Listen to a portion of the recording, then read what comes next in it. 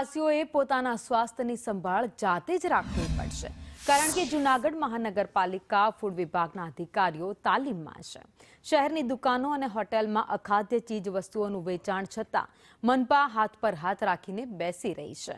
ઝાંઝરડા ચોકડી પરની એક પિઝાની દુકાનમાં ફૂગવાળી અને વાસી પિઝા બ્રેડ જણાતા ગ્રાહકે મેયરને ફોન કર્યો હતો, તો મેયરે મારી જવાબદારી નથી, ફૂડ શાખાનો સંપર્ક કરો તેમ કહી હાથ અદ્ધર કરી દીધા હોવાનો આક્ષેપ ગ્રાહકે કર્યો છે.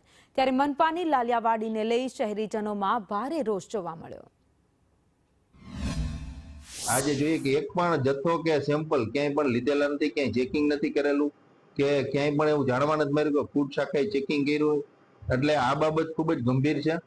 આ જે જુનાગઢના લોકોનું આરોગ્ય છે એ જાળવવું મહાનગરપાલિકાના ફૂડ શાખાનું પ્રથમ ફરજ છે. એટલે તાત્કાલિક અસરથી ક્યાંય પણ આવા અખાદ્ય પદાર્થો હોય તો એમનો જથ્થો છે નાશ કરવો જોઈએ. તમામ બાબતે મહાનગરપાલિકા, કમિશનર, ફૂડ શાખા અને સૌએ સાથે મળી અને લોકોના આરોગ્યની ચિંતા કરવી ખૂબ જ જરૂરી છે. બંને અધિકારીઓ દ્વારા ફૂડ શાખાના બંને અધિકારીઓ દ્વારા ચેકિંગની પ્રક્રિયા તો હાથ ધરવામાં આવે જ છે.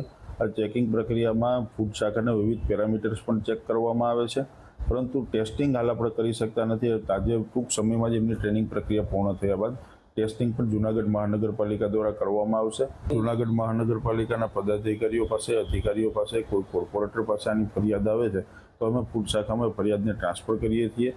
ના, એટલે એમાં શું છે કે એક પેકેટ વાસી રહી ગયું છે વચમાં, બાકી બધા પેકેટ તાજા જ છે અને એક વાસી પેકેટ બગડેલ છે આપણી પાસે. તો એના હિસાબે એ લોકોને ફરિયાદ આવી હતી મારે. હું એનું શ્યોર ધ્યાન રાખીશ, બીજી વાર આવું ન બને.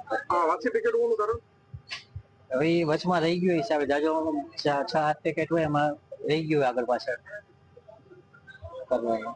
જે ભાજી છે એ ખરાબ છે?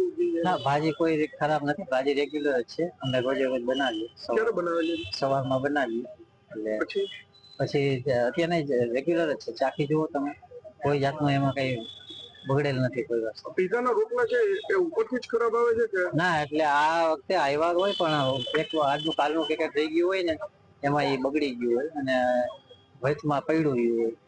ફૂડ એન્ડ ડ્રગ્સ વાળા આવે છે કે કેમ? હે, ફૂડ એન્ડ ડ્રગ્સ શાખા આવે છે ને? ક્યારે આવે છે? હવે એના ટાઈમ પ્રમાણે આવતા હોય. હું અહીંયા ઓછો હાજર હોય દુકાન. છોકરો હોય, છોકરો અત્યારના બહાર છે દવાખાને. કેટલા સમય આવતા હોય? અંદાજે રેગ્યુલર મહિને 1.5 મહિના આવતા હોય છે. શું કરે આવીને બધું ચેક કરે ફૂડ બધું. તો આ બધું ચેક નથી કરતા એ લોકો? હા, કરે ને. પણ આ પ્રશ્ન તો ક્યારેક બની જાય ને, આવું વાસી રહી જાય એટલે તો રોજે રોજ ન હોય. આજે એકાદું પેકેટ રહી ગયું છે. હવે શું કરતા?